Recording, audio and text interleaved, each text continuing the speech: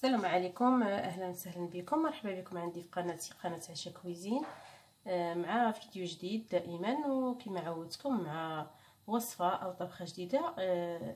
اليوم معنا واحد الوصفه كما كتشوفوا. هذا راه سكينجبير طري. يلا نقيتو. راه كنت درت واحد الحيله ديال المطبخ، كندير نوجد واحد الفيديو فيه مجموعه من الحيل المطبخيه، وكنت درتها ان شاء الله غادي تشوفوا.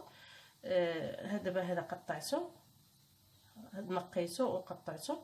المهم الوصفه خاصه بالقبض او تنظيف القولون.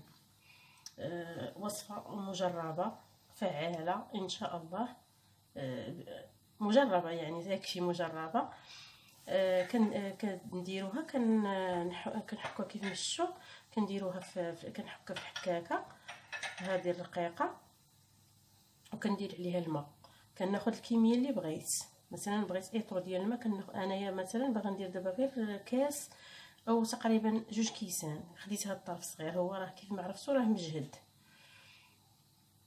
غادي نديرو في القرعه. المهم تابعوني غنحكو غندوي بسم الله. وكنذكر اللي مازال ما تابوناش عندي في قناتي يتابونوا ويفعلوا الجرس باش توصلوا بالجديد ديالي دائما ان شاء الله. نحكو راه فريسكو. انا صراحه شي ماشي كنطيب غير بيه.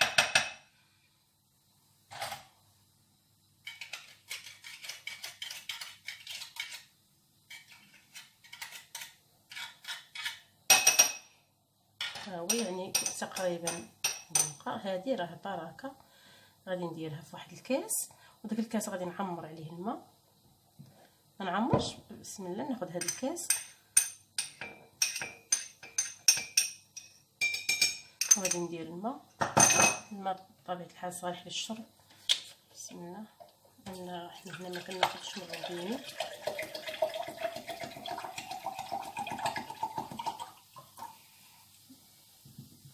هانتوما تقريبا ما عمرتوش بزاف. غادي نخليه طفات البوط لان غادي يبدا تصوني، غادي تبدا تصفر كوكوط، ما غتسمعونيش. غادي نغطيه وغادي نخليه 12 ساعه. ما نحلهاش قرعه.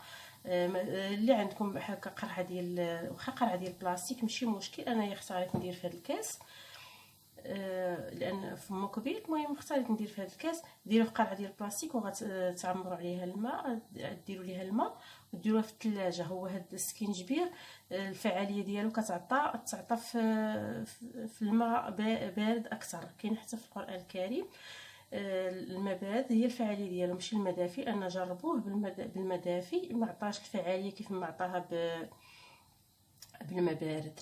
صافي من بعد 12 ساعه كيتستهلك. وفوقاش كيتشرب التوقيت ديالو فاش كيتشرب مع العصر، فتره العصر باش في الليل الانسان ما كينعس كينظف القولون ديالو. وفعال جدا جدا جدا، فعال في القبض. اللي كيعاني من القبض، اللي عنده مشكل القبض المزمن، اللي عنده المصران، مهم راكم عارفين عنده مشاكل ديال القولون، سكينجبير ان شاء الله راه فعال عن تجربه. ومشي اخصائيين في التغذيه وفي هذا هما اللي نصحوا به. وانا بغيت اللي ما عندوش فكره عليه بغيت نشاركها معكم، لان انا كنستعملها كيف مشهور. دائما عندي انا سكينجبير عندي في الدار، دائما عندي في الثلاجه. بحال كل حال بارد بلا ما تحتاجوا ديروه في الثلاجه. انا ما غنديروش في الثلاجه، في الحال سخون، لانه هو كي بحال كيبدا يحماض شويه. كديروه في الثلاجه مثلا في الحال سخون. هو من الاحسن واحد ما يديرش واحد الكميه كبيره، مثلا ايطرو او 2 ايطرو. دير واحد الكميه صغيره كتستهلك في ديك 3 ايام هكاك. والقياس اللي كتشربوا منه كاس، نص كاس، ربع كاس، على حسب الجهد ديالكم، على حسب كل واحد كيعطيوه ياخذ على حساب السن ديالو. مثلا دري صغير غادي نعطيوه يا اما نص كاس او 4 كاس على حسب السن ديالو.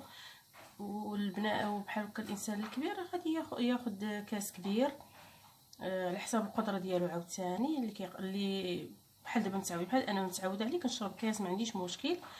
داك التخت ديالو راه كيبقى لتحت.